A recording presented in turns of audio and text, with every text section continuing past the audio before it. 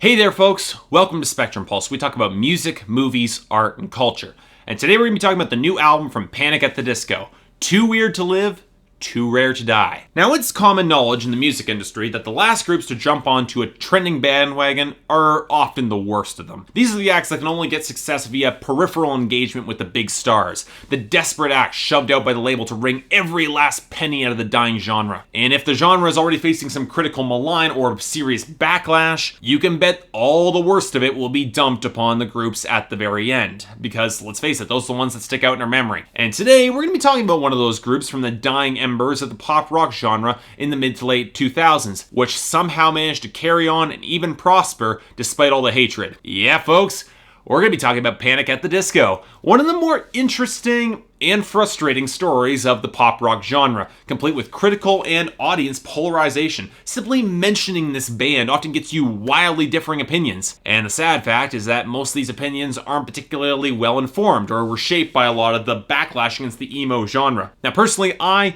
really like this band, and now I'm going to explain why. Panic at the Disco released their first album in 2005, titled A Fever You Can't Sweat Out, and it immediately polarized critics and audiences. The musical style took the vaudeville-esque showmanship of My Chemical Romance and then paired it with the bitingly acerbic and yet occasionally surprisingly insightful lyrics of Fall Out Boy. And combined, the album is more than a bit of a wordy, pretentious, surprisingly listenable mess. Critics either loved it or they hated it with a passion, and the audience was divided along similar lines. The fans loving it for the great hooks and attempts at complexity, the others hating it for being too pretentious, too sarcastic for its own good, or for being astoundingly flamboyant and theatrical. And really, all of that is true to some extent. And how much you could like A Fever You Can't Sweat Out is more linked to how much you can tolerate all of those elements mashed together. Now, I reasonably could, to be fair, but even then there were points I thought the album was pretty damn insufferable. But the band wasn't always interested in repeating themselves either. So when they came back in 2008 with Pretty Odd, they threw a massive curveball by releasing an album that sounded like a modernized version of the Baroque psychedelic pop of the Beatles and especially the Beach Boys from the late 60s.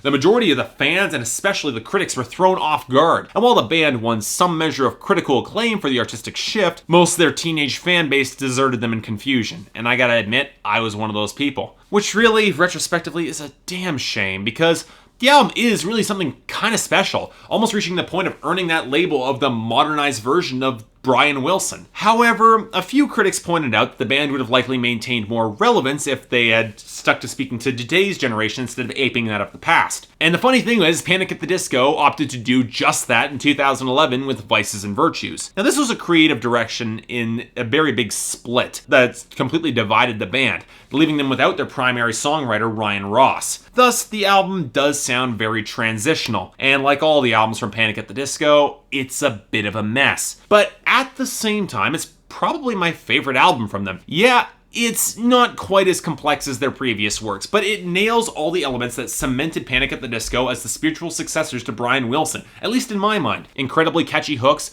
a wide diversity of instrumentation balanced out by great production, surprisingly insightful lyrics when you never would have expected them, and way more heartfelt emotion you would actually expect from a bunch of leftovers from the emo pop rock boom. I highly recommend this album to this day, and for me it was one of the highlights of 2011, and it flopped. Not critically, mind you. While most critics have never been the biggest fans of Panic at the Disco, there was probably the most positive critical consensus with Vices and Virtues, but it certainly didn't sell well or perform well in the charts. Of course, you know what, that's to be expected with hindsight, because it was released in 2011 with the club boom that just wasn't dead yet. On top of that, the label's choice of singles was pretty lousy, and to be honest, Panic at the Disco had lost a ton of fans over their career with their wildly shifting artistic direction. Plus, most former fans had long ago branded them as those emo acts that we're all just supposed to hate now, along with Fall Out Boy and My Chemical Romance, so there wasn't any chance they were going to be coming back to Panic at the Disco. But with Fall Out Boy's return this year with Save Rock and Roll, I wasn't exactly surprised to see Panic at the Disco preparing to release an album, one that was reportedly supposed to be about Las Vegas and the darker, seedier side to that town in the modern age, and even partially inspired by Hunter S. Thompson's Fear and Loathing in Las Vegas. At this point,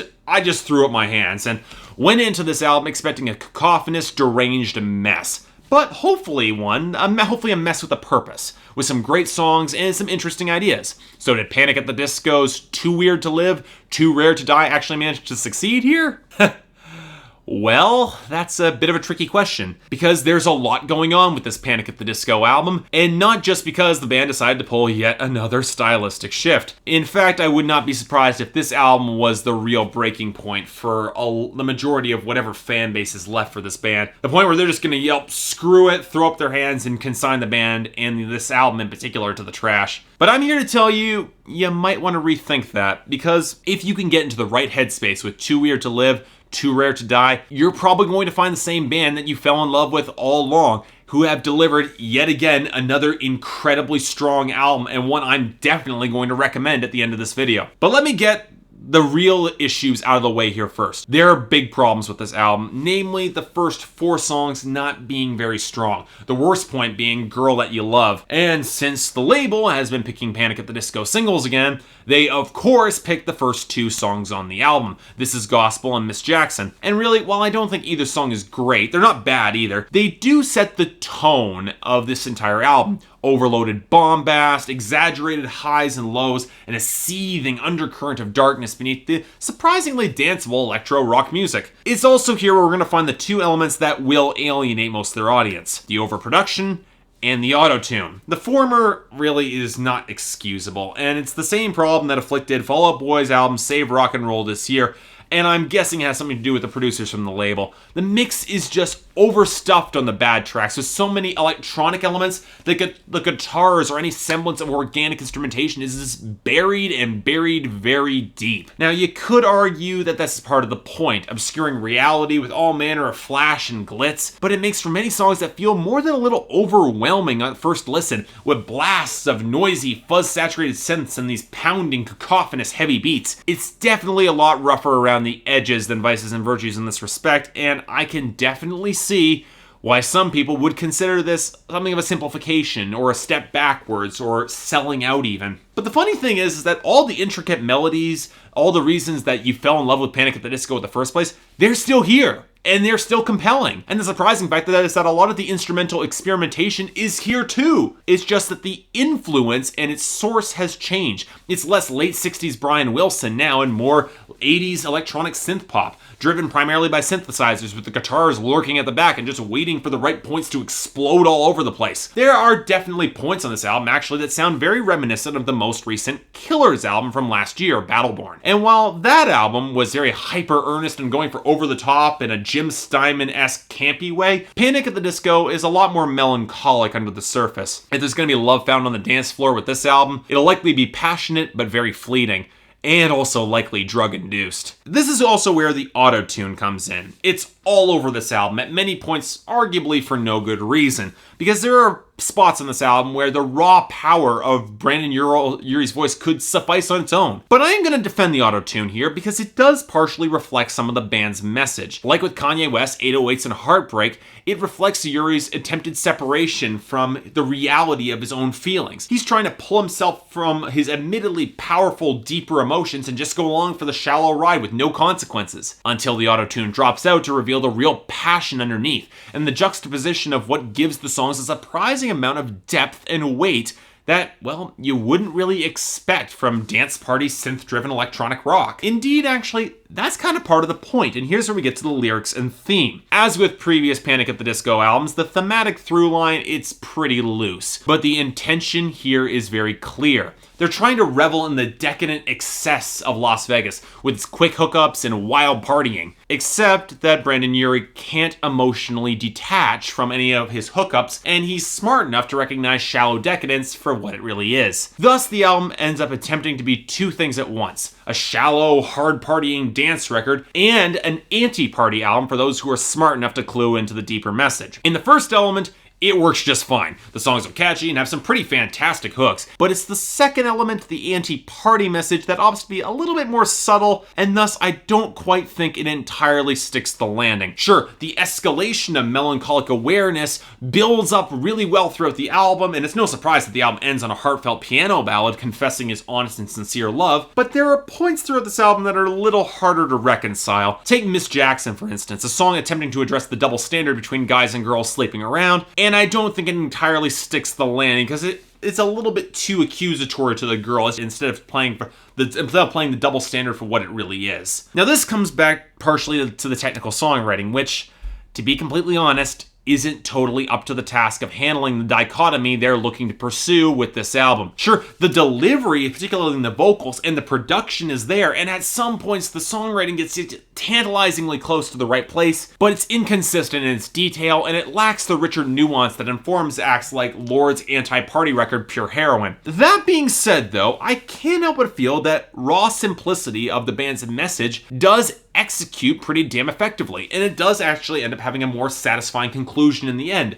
Sincere affection wins out over the gloss, and while there's an auto-tune in the final song, it only accentuates the passion of the vocal delivery. And as depressing and as dark as this album can get, it's probably the band's darkest album to date, it does end on a high note that really resonated with me in the end. It's clear that Panic! At the Disco are much better performers and composers than nuanced technical songwriters, and like with Vices and Virtues, they land more hits than misses them playing to that strength. So arguably they do succeed in their mission statement, even though some of the nuance isn't quite there. It's actually probably one of the most sincere albums to date, and thus people who are going to be looking for them to be providing some degree of ironic detachment, they're going to be leaving disappointed here. So in the end, you know what?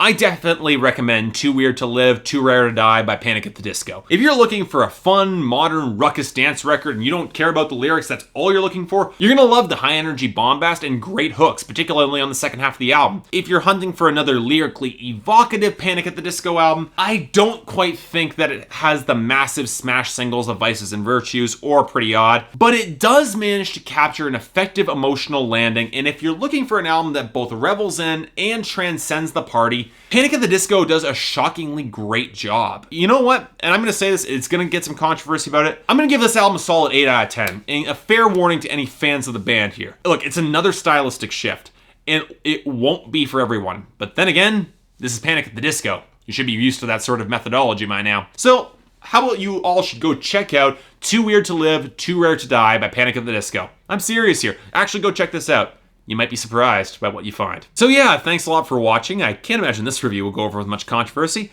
If you'd like to like and subscribe, I'd be more than grateful. If there's anything I might be able to do to improve my presentation, or if there's any other albums you'd like me to take a look at, I'd be more than happy to take a listen. It's going to be a pretty busy week for me, so next will probably be either Cassidy Pope, Danny Brown, or Pusha T. We'll see what happens. Until then, see you next time.